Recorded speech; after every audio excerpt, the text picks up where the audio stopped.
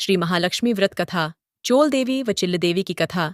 एक समय धर्मराज युधिष्ठिर बोले, हे पुरुषोत्तम, अपने नष्ट स्थान की पुनः प्राप्ति कराने वाला और पुत्र, आयु, सर्वैश्वर्य तथा मनोभिलषित फलप्रद कोई एक व्रत मुझसे कहिए।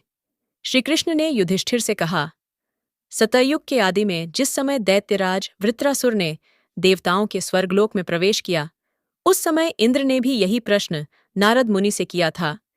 इंद्र के पूछने पर नारद जी कहने लगे, हे इंद्र, सुनो। पूर्व समय में अत्यंत रमणीय पुरंदपुर नाम का एक नगर था।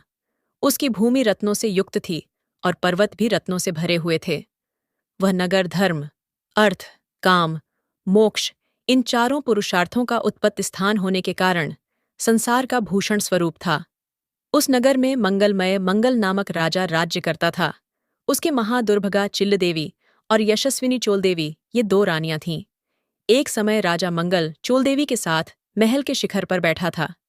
वहां से उसकी दृष्टि समुद्र के जल से घिरे हुए एक स्थान पर पड़ी। उस जगह को देखकर अति प्रसन्न चित्त हो राजा ने चोल देवी से कहा, हे चंचलाक्षी, मैं तुम्हारे लिए नंदनवन को भी लजाने वाला एक बगीचा बनवा दूंगा। राजा के वाक्य को सुनकर रानी ने कहा, हे कांत, ऐसा ही कीजिए। तदनुसार राजा ने उस स्थान पर बगीचा बनवा दिया। वह बाग थोड़े ही समय में अनेक वृक्ष, लता, फूलों और पक्षीगणों से संपन्न हो गया। एक समय उस उद्यान में विकराल शरीर से युक्त मेघ तुल्य काला एक शूकर आ गया। वह अपनी दाढ़ों से सूर्य चंद्र को भी खींच सकता था। गर्जन में वह प्रलय काल के मेघ सदृश था। उसने आकर अनेक वृक्षों को तोड़ मरोड़ डाला और उस उद्यान को चौपट कर दिया। हे युधिष्ठिर, उस शूकर ने किसी वृक्ष को जड़ से उखाड़ा, किसी को दांतों से तोड़ा, किसी को दांतों की रगड़ से ही तोड़ दिया। काल के समान उस शूकर ने कई रखवालों को मार डाला। तब बगीचा के रक्षक भयभीत होकर राजा के पास गए और सब हाल कह सुनाया। यह बात सुनकर राजा के नेत्र क्रोध से लाल हो गए। राजा ने निजी सेना को आज्ञा दी कि शीघ्र जाकर उस शूकर को मार डालो। तदनंतर राजा भी एक मतवाले हाथी पर सवार होकर उद्यान की ओर चले। वह सेना अश्व समूह रूपी वस्त्र से ढंकी हुई पृथ्वी को हिलाती तथा रथों की शीघ्र गति से उत्पन्न पवन से संपूर्ण सैनिकों को कंपाती तथा पैदल सेना शब्द से दिशाओं को पूरित करती हुई बगीचे के नजदीक पहुंची और उसे चारों ओर से घेर लिया। अपने उच्च घोष से दशों दिशाओं को प्रतिध्वनित करता हुआ राजा बोला कि जिसके रास्ते से यह शूकराधम निकल जाएगा तो मैं उस सिपाही का सिर शत्रु की भांति काट डालूंगा। राजा के वचन सुनकर शूकर जिस मार्ग में राजा खड़े थे उसी मार्ग से निकल गया और राजा कोड़े से अपने घोड़े को मारते ही रह गए। राजा लज्जा से चंद्रवत कलंकित होकर शूकर के पीछे पीछे सिंह व्याघ्रों से युक्त घोर वन में जा निकला।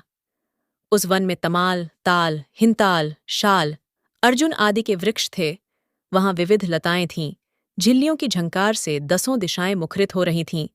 राजा उस घोर वन में एकाग्रमण से उस शूकर को ढूंढ रहा था। एकाएक शूकर से उसका सामना हो गया। तब राजा ने बाण से जैसे ही शूकर को घायल किया, वैसे ही बाण के लगते शूकर अपने अधम शरीर को छोड़कर दिव्य गंधर्व रूप धारण कर विमान पर जा बैठा।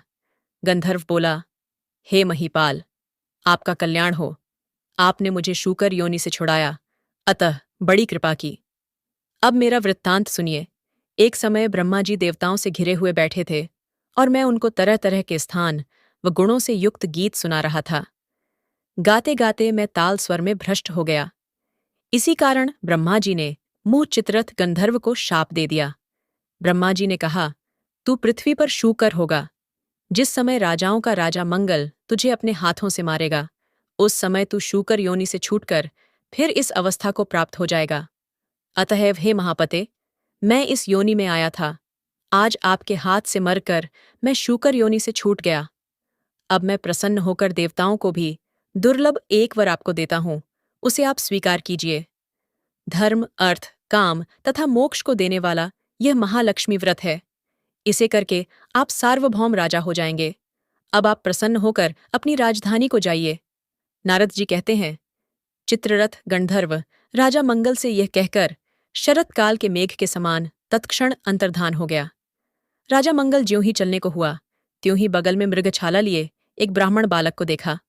राजा ने मुस्कुराकर बालक से कहा, हे वटो, देव, दानव, गंधर्व, राक्षस, इनमें आप कौन हैं? आप सच सच कहिए, ऐसे घोर जंगल में आप किस लिए आए हैं? राजा के प्रिय वचन सुनकर बटू ने राजा को आशीर्वाद देते हुए कहा, हे राजन, मेरा जन्म आप ही के देश में हुआ है। मैं आप ही के साथ साथ यहाँ आया हूँ। मेरे योग्य यदि कोई कार्य हो तो बताइए। राजा ने कहा, आज से मैं आपको नूतन कहूंगा। हे वटो, अगर यहाँ कोई तालाब हो तो उसमें से मेरे लिए थोड़ा जल ले आइए। राजा के वचन सुनकर वटू ने राजा को एक बरगद की छाया में बैठा दिया और स्वयं घोड़े पर सवार होकर पक्षीगणों का शब्द सुनता हुआ चल पड़ा। थोड़ी ही दूर आगे जाने पर उसे एक अति रमणीक तालाब दिखाई दिया। वह तालाब वायु के सैकड़ों यत्नों को निष्फल करने वाला, विषरहित, अगस्त्य मुनि की पिपासा को शांत करने वाला, समुद्र से भी अधिक गंभीर, शीतल मंद सुगंध वायुयुक्त, स्वच्छ जल से पूर्ण था। उसके निकट वह बट्टू घोड़े को लेकर ज्यों ही गया त्यों ही कीचड़ में धंस गया। वह घोड़े से उतरकर चारों ओर देखता हुआ तालाब के निकट पहुंचा तो वहां उसने कई स्त्रियों का झुंड देखा। अनेक दिव्यांबरों को धारण किए दिव्य अलंकारों से युक्त होकर स्त्रियां कथा कह रही थीं। तदनंतर वह उन स्त्रियों के पास जाकर अपना वृत्तांत बताता हुआ कहने लगा। बटू ने कहा, हे स्त्रियों, बड़ी भक्तिभाव से यह आप क्या कर रही हैं? इसकी क्या विधि है और इसके करने से क्या फल होता है? वह मुझे बताइए। बटू के वचन सुन और दयाभाव से प्रेरित होकर वे स्त्रियां कहने लगीं, हे विप्र, तुम एकाग्र चित्त होकर श्रद्धा भक्ति के साथ सुनो। जो माया, प्रकृति और शक्ति आदि नाम से त्रैलोक्य में प्रसिद्ध हैं, उसी महालक्ष्मी का यह व्रत है। हे बटू, इसकी विधि इस प्रकार है। इसका प्रारंभ भाद्रपद के शुक्ल पक्ष की अष्टमी तिथि से किया जाता है। उस दिन प्रातःकाल उठकर 16 बार हाथ पांव और मुख धोकर 16 तंतुओं से निर्मित तथा 16 ग्रंथि से युक्त एक डोरी बनाकर उसे चमेली के पुष्प, कपूर, चंदन, अगर आदि सुगंधित पदार्थों से पूजा कर महालक्ष्म्याय नमः इस महामंत्र से उसके 16 ग्रंथियों को अभिमंत्रित करे और कहे, हे महालक्ष्मी, धन, धान्य, पृथ्वी, धर्म, कीर्ति, आयु, श्री, घोड़ा, हाथी और पुत्रादि यह सब मुझे प्रदान करिए। इस प्रकार प्रार्थना करके उस डोरे को दाहिने हाथ में बांधे और अक्षतों के साथ 16 दूब के पौधों को हाथ में लेकर एकाग्रचित्त होकर कथा सुने। जल में दूब को भिगो भिगो कर अपने सिर, हाथ तथा पैरों में मार्जन करें। भाद्रपद शुक्ल अष्टमी से आश्विन कृष्ण अष्टमी तक 16 दिन नित्य हाथ में अक्षत लेकर कथा सुने। 16वें दिन आश्विन कृष्ण अष्टमी को सायंकाल के समय जितेंद्रिय हो स्नान कर सफेद कपड़े पहनकर पूजा घर में जाएं। वहां पर पूर्वाभिमुख हो पवित्र आसन पर बैठ अष्टदल श्वेत कमल बनाएं। कमल दल के किनारे इंद्रादिक शक्तियों को लिखें।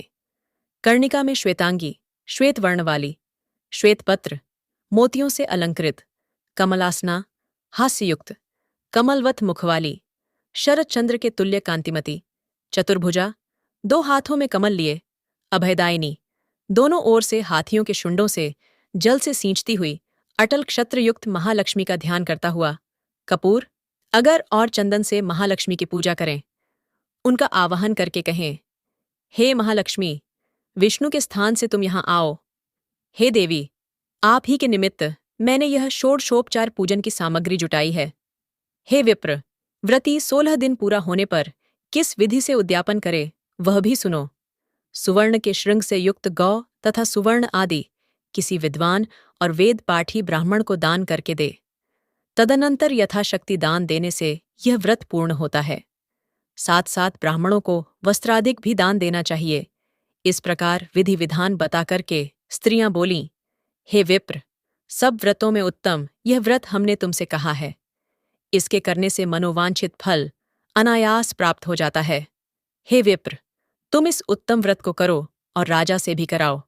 यदि कोई अन्य श्रद्धावान पुरुष मिल जाए तो उससे कहो और उससे भी व्रत कराओ। हाँ, नास्तिकों के समक्ष यह व्रत कभी मत कहना।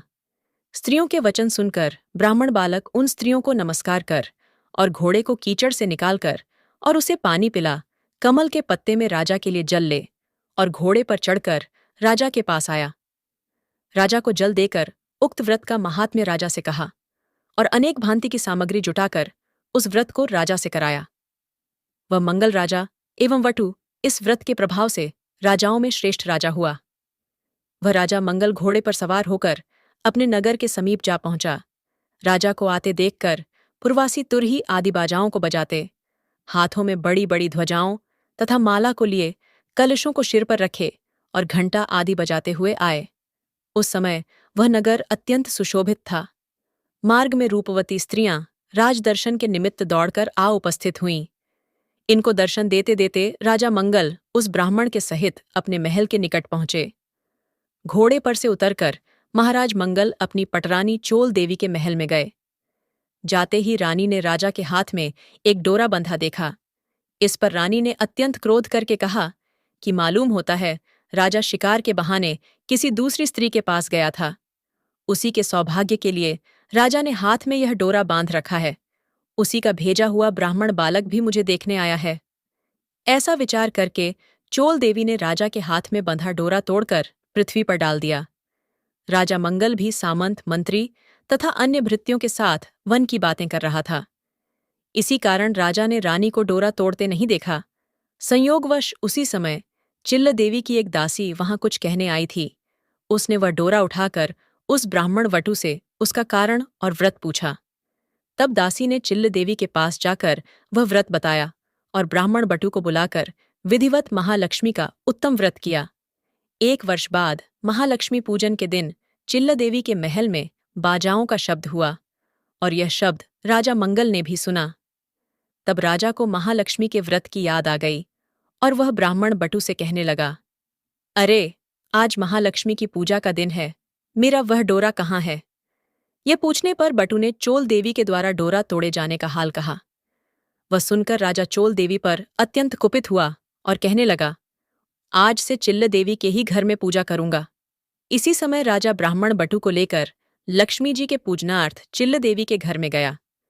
उसी समय लक्ष्मी जी एक वृद्धा स्त्री का रूप धारण कर परीक्षा के लिए चोल देवी के महल में गईं। चोल देवी वृद्ध रूप धारिणी लक्ष्मी जी से कहने लगीं, अरे दुष्टे, तू यहां से शीघ्र चली जा। मेरे घर में आने से तेरा क्या लाभ है? दुष्टा चोल देवी से अपमानित महालक्ष्मी चोल देवी को शाप देती हुई कहने लगीं, तूने मेरा अनादर किया, उसके प्रतिकार के लिए मैं तुझे शाप देती हूं कि तू शूकर मुखी हो जा और यह मंगलपुर कोल्हापुर हो जाए। तभी से वह नगर कोल्हापुर कहलाने लगा। लक्ष्मी जी वहां से चलकर उसी वेश में चिल्ल देवी के घर में आईं, तो वहां पर लक्ष्मी जी की अनेक प्रकार से सम्मानपूर्वक पूजा हुई। पूजन के बाद लक्ष्मी जी ने वृद्धा रूप छोड़कर सत्य रूप धारण किया। तब चिल्ल देवी ने पंचोपचार से भली भांति उनका पूजन किया। इस पर महादेवी ने प्रसन्न होकर चिल्ल देवी से वर मांगने के लिए कहा। श्री लक्ष्मी जी बोलीं, हे चिल्ल देवी, तुम्हारे पूजन से मैं अति संतुष्ट हूं। हमसे तुम जो चाहो वह वर मांगो। चिल्ल देवी बोलीं, हे सुरेश्वरी, आपका उत्तम व्रत जो करे उसका घर जब तक सूर्य चंद्र हैं तब तक आप न त्यागें। आज से इस राजा की संसार में प्रसिद्ध हो और हे देवी, आप में मेरी अचल भक्ति सदैव बनी रहे। जो यह कथा सद्भाव के साथ पढ़े या सुने, उनको आप सदा मनोभिलषित फल दें। तब लक्ष्मी जी तथास्तु कहकर वहां से अंतर्धान हो गईं। इसके बाद राजा मंगल ने भी आकर चिल्ल देवी के साथ परम भक्ति भाव से लक्ष्मी जी की पूजा की। उसी समय ईर्ष्यावश चोल देवी भी चिल्ल देवी के महल में आई। यद्यपि द्वारपालों ने उसे आने से मना किया, फिर भी वह नहीं मानी। वहां की गतिविधि देखकर चोल देवी के मन में न जाने क्या आया कि वहां से सीधे अंगिरा अर्शी के स्थान से सुशोभित घोर जंगल में चली गई। महर्षि ने चोल देवी की विचित्र आकृति को देख ज्ञान दृष्टि से विचार करके उसके द्वारा महालक्ष्मी का व्रत कराया। उस व्रत के करने से चोल देवी महायशस्विनी हो गई। एक समय राजा ने शिकान खेलते हुए अंगिरा मुनि के आश्रम में आकर एक सुंदर रूपयुक्त तथा चंचल नेत्रों वाली स्त्री को देखा। उसे देखकर मुनि से पूछा कि आपके स्थान में यह दिव्य रूप धारिणी स्त्री कौन है? मुनि ने चोल देवी का समस्त हाल बताकर राजा के हाथों सौंप दिया। तब राजा चोल देवी के साथ नगर में आकर चिल्ल तथा चोल देवी के साथ अनेक भोगों को भोगने लगा। वह नूतन नामक ब्राह्मण वटु महालक्ष्मी के व्रत के प्रभाव से बृहस्पति की भांति राजा मंगल का मंत्री हुआ। वह राजा पृथ्वी के समस्त सुखों को भोगकर अंत में आकाश में जाकर विष्णु दैवत नामक श्रवण नक्षत्र बनकर स्थित हुआ।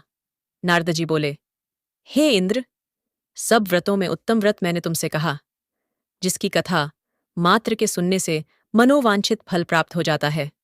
जैसे तीर्थों में प्रयाग, देवताओं में विष्णु और नदियों में गंगा पुनीत मानी जाती हैं, उसी भांति यह व्रत सब व्रतों में उत्तम है। हे इंद्र, धर्म, अर्थ, काम तथा मोक्ष को यदि तुम चाहो तो श्रद्धायुक्त होकर इस उत्तम व्रत को करो। इसके करने से महालक्ष्मी धन, धान्य, पृथ्वी, धर्म, कीर्ति, आयु, यश, श्री, घोड़े, हाथी और पुत्र पौत्र आदि सब कुछ देती हैं। श्री कृष्ण ने युधिष्ठिर से बोले, हे युधिष्ठिर जी, नारद जी द्वारा कहा गया यह व्रत देवराज इंद्र ने किया।